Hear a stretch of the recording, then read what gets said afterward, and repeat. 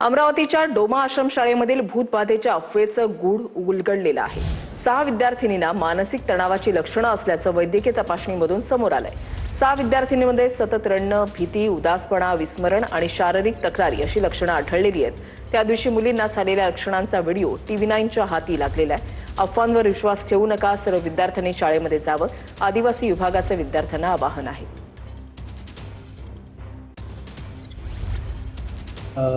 सदर विद्यार्थ्यांना पुन्हा शाळेत आणण्यासाठी संबंधित शाळेचे मुख्याध्यापक आणि शिक्षक आणि त्यासोबतच आंतरशालेय निर्मूलन समिती यांचे सदस्य यांनी गावामध्ये जाऊन विद्यार्थी तसेच पालकांची भेट घेतलेली आहे आणि त्यांना पुन्हा शाळेत येण्यासाठी त्यांना प्रोत्साहित केलेलं आहे। तर निश्चितच एवढ्या 8 दिवसामध्ये पुन्हा सर्व विद्यार्थी शाळेमध्ये पुन्हा येथील असे आम्हाला आशा आहे।